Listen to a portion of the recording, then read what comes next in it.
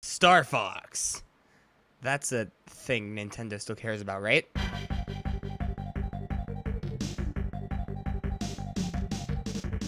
Star Fox has been around for a pretty good amount of time now, debuting on the Super Nintendo in 1993 to critical acclaim. Utilizing the new Super FX chip, the Super Nintendo would be able to render 3D polygons and create a much more consuming and immersive experience for players. It was an absolutely amazing start to a brand new IP for Nintendo. Critics loved it, fans of Nintendo products loved it, and it gave Nintendo a great new idea for an expansive franchise. Work on a sequel began, and most people know what happened there, but it's back now, so that's actually really neat. Before Fox McCloud was wave dashing on Final Destination, he was an ace pilot, and what a pilot he was. We would go a few years without his presence. Then, Nintendo hit us with Star Fox 64.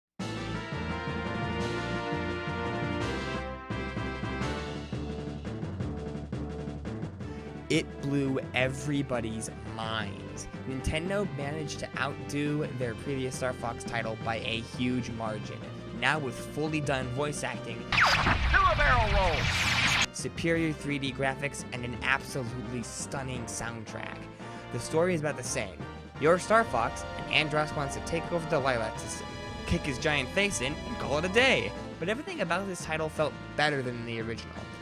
The year 2002 would bring the next title for the ragtag team of furry space mercenaries, Star Fox Adventures, which was a massive departure from the original Star Fox formula, but I'll get to that game another day because I have some things to say about you, buddy. About 3 years later, we would see the next main series Star Fox game, Star Fox Assault, bringing us back to the old days with a couple of new twists added in. We would get 2 more games after this under the names of Star Fox Command in 2006 and Star Fox Zero in 2016, a full 10 years later. We would also finally get the release of Star Fox 2 in 2017, and now we wait for his return. Closing the books on the history lesson, I have a question for those of you who've played some of these games. Which one is the best? Many would be inclined to say Star Fox 64 as it was commonly seen as the pinnacle of the franchise, but I am highly inclined to disagree. You see, I had an N64, a SNES, and a GameCube growing up, but I never once got my hands on Star Fox 64. In fact, the only Star Fox games that I had ever played before 2017 were Adventures, Assault, and Zero for only about an hour, simply because I was busy. I liked it, and I had fun playing it, but I just didn't have the time to beat it when I got it, so I'll get back to that someday. But for the time being, we have some other things to cover. I spent years clocking in hours on Star Fox Adventures, but it was Assault that would ultimately cement my love for the ace pilot. Now, without further ado, let's jump right into Star Fox Assault. Before we begin, I want to make it clear that yes, this is a slightly unfair comparison, and nostalgia will play a slight role here, but I'm still going to try and set the record straight here and be as unbiased as I can. So, getting into things, we have a pretty nice opening, complete with a great piece of music to go with it. I find it very odd that Crystal is labeled as the telepath for Team Star Fox. She barely uses telepathy in the entire game, and I can think of once, as of writing this script, where it's actually used. We're also introduced to some of the vehicles seen in Assault, as well as other members of the team, and some foreshadowing of story events and the multiplayer feature, which we'll get into. After the intro cinematic, we arrive at the title screen, where we can hop right into the main story. The main menu greets us with 4 general things we can do. We can go right into the single-player campaign, jump into multiplayer, mess around with options, or play a bonus game, which is a neat feature but ultimately not worth it. I'll get into that shortly. Getting into single-player, you have an option of 1 mode, however there are 3 to choose from eventually. There is of course the story mode, which is the meat and bones of the game. There's mission mode, which is in essence a score attack mode, and lastly there's survival. This is literally just playing through the whole game without saving. If you die once, it's all over. I may be correct to assume that if you lose a teammate in combat, they stay that way for the whole game, but I'm not sure, not like you would really notice anyway. There are no differences in gameplay with any of these modes, so I'm not going to cover either of them. We're just going to do story mode today. Selecting story mode, you have an option between 3 difficulty settings: bronze, silver, and gold. These really only mean that some medals are harder to get, and medals are important if you aim to 100% complete the game.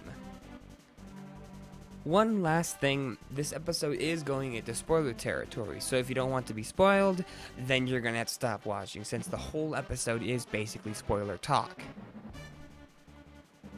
The story here is rather simple, like any Star Fox game.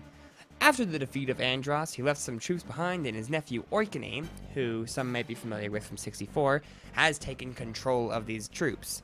He wants to take over some stuff and maybe make a gold statue of himself, I don't know. Star Fox is entrusted with taking him down, so they do just that. Gameplay is just as smooth as ever, hopping right into the R-Wing and jumping into full-fledged combat with a huge army of Oikane's troops. Star Fox has no problem wiping the floor with them, and they engage Oikane, who flees to the planet Fortuna. They give chase until they corner him in a large canyon, and here we start seeing some crazy happenings. Evidently, Oikane was actually piloting a transformer, and it turned into his less than charming face. Blech. Star Fox makes him monkey dust, and they call it a day. When suddenly a new challenger approaches. The team is informed that this ugly monstrosity is an Aperoid, a race of beings hell-bent on taking over everything living and machine, as the story will later explain. They get to work on taking it down, and it puts up quite a fight. Once it's down, they grab the core memory from within its body and return to the Great Fox. Star Fox makes their way to Katina and work on taking out more Aperoids, finding Pigma of all people, and he nabs a core memory that Fox was literally just in the middle of grabbing. You know, any of you three could blast him out of the sky at any point, right? Or not. That's fine too.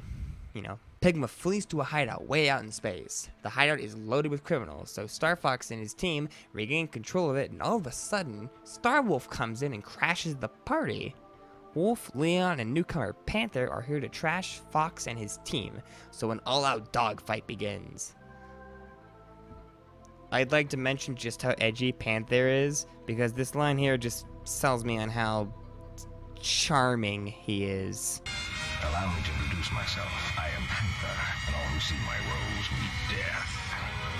Ow, the edge. Wipe out Starwolf and they tell you that Pigma is on Fachina. Chase the signal, destroy more Aperoids, watch some absolutely great flying by Falco. Watch some more great flying by Falco. Looks like the scum are making house calls, Fox. And learn again that Pigma isn't there. As it turns out, Pigma has kind of gone... Well, I'll let the cutscene do the talking. Obey us, obey us, obey us, obey. Was I just talking in my sleep? No, I won't turn a profit by obeying them. I obey. Yeah. Moving into the asteroid belt, where Pigma's signal was last traced, the team eventually finds him. Or, at least what's left of him. Sweet mother of baby Jesus, what is that? This is what happens when Pigma, Barney, and Sinistar have a threesome. Knock out the weak points and shoot his face until he rage quits and leaves the game. Pigma bites the dust and leaves the core memory he nagged behind. Apparently, Pigma is also quite familiar with Shoop da Whoop. Tee-hee, I'm funny. The next mission requires a little bit of prior knowledge of Star Fox Adventures to understand, so here's a super quick what you need to know to understand Mission 6 of Star Fox Assault, a guide for beginners. In Star Fox Adventures, there's dinosaurs. You make friends with one, and his name is Tricky, and he sucks. A lot! The name of the planet they're from is Saria, which is where you go to next. The end. Simple, yet effective. Evidently, Saria has been attacked, and Fox and Crystal don't like that at all.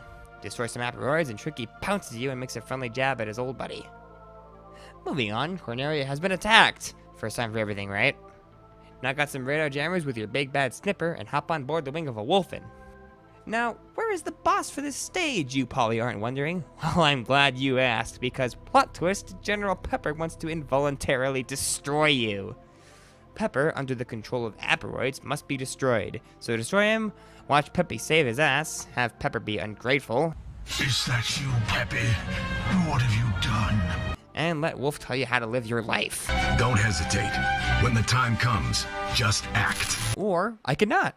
I'm a strong, independent fox. I don't need a wolf to tell me how to roll.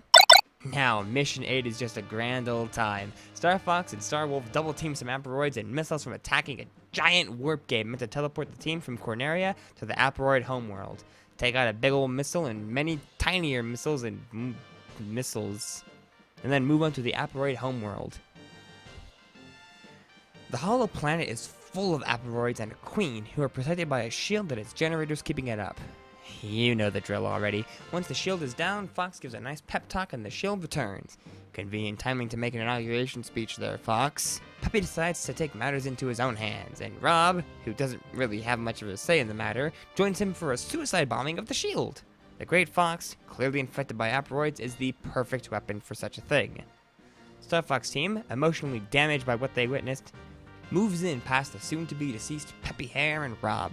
The Great Fox explodes, and the final mission begins. With a little bit of help, of course. Once through the planet's narrow corridors and frightening tunnels, the Queen lies in wait of Star Fox, now lacking Star Wolf.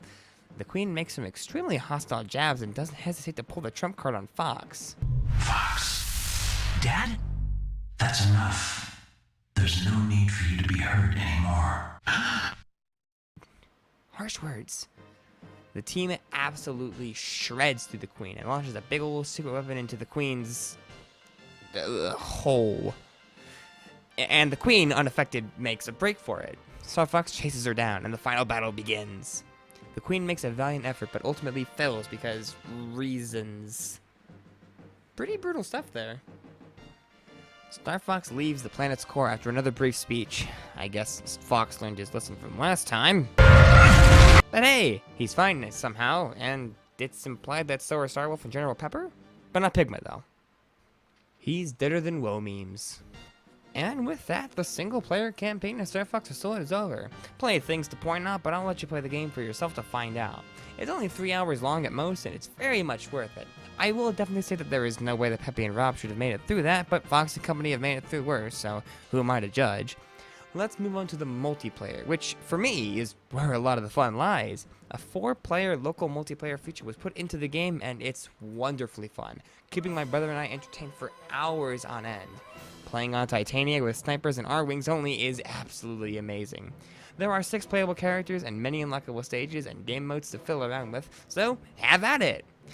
Now, I should cover that bonus game that I brought up earlier. Are you familiar with Xevious? Well, I wasn't either. In fact, I'd never seen gameplay until finishing this review. Xevious is an arcade shooter released by Namco in 1982. In order to unlock this, you need to get silver medals in every single mission. This is pretty easy for the most part, but some missions aren't such a walk in the park. Other than that, that's all the medals offer. Now, the score for this game is absolutely phenomenal. I find myself humming tracks from it all the time, and it far outshines any other Star Fox game in comparison. I did learn recently that these are just all remixed tracks of the ones that you hear in Star Fox 64, but come on, let me have nice things, please. I don't get a lot of those anymore. The story of the game is pretty nice and full of great dramatic elements, with the exception of the twist to the ending. The controls are smooth and buttery, with the only exception being the on-foot sections, which is the gripe that most people have with this game. Apparently people were so used to being solely in R-Wings that the boots on the ground gameplay was just a bit too much. I think the sections are more fun than the Landmaster section, but that's my personal opinion, so don't be fooled by such things.